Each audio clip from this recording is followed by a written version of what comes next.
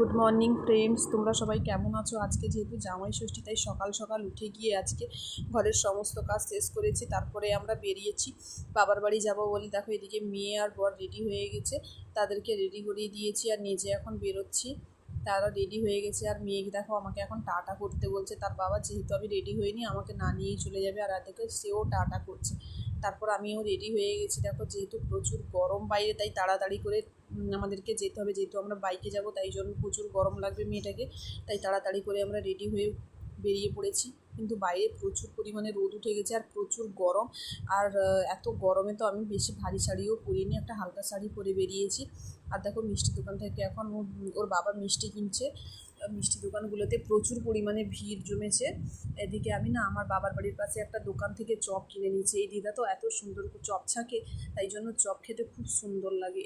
আমি যেবারেই বাবার বাড়িতে আসি আমি দিদার কাছ থেকে চপ নিয়ে খাই, আর আমিও নিয়ে নিয়েছি আজকে চপ নিয়ে আমি এখন বাড়ি যাব। তাই দেখো আমরা মিষ্টি দোকান থেকে একটা আইসক্রিম নিয়েছিলাম, আর এদিকে দেখিয়ে এসে বোনের মেয়ে আছে তাই জন্য ওকে একটা আইসক্রিম দিয়েছি আর মেয়েকে একটা আইসক্রিম দিয়েছি। ও তো আইসক্রিম খায় না, শুধু ঘাঁটবে, তাই জন্য দেখো ওর আইসক্রিমটা বাম হাতে ধরে ওর আইসক্রিমটা চাইছে। ওকে খেতে দেবে না, ওর আইসক্রিমটা ও নেবে, ওকে খেতে দেবে না, ওর কাছ থেকে নিবে। দেখো কীভাবে চাইছে। তো আমি তাড়াতাড়ি করে খেয়ে নিব আর মার সাথে একটু হেল্প করব, তাই জন্য আর এখন ভিডিও বানাবো না। পরে ভিডিওতে তোমাদের সাথে দেখা হবে। এখন এইটুকুই। তোমরা ভালো থেকো, আর যারা যারা বাবার বাড়ি যাবে তাড়াতাড়ি করে বেরিয়ে রেডি হয়ে তাড়াতাড়ি করে চলে যাও।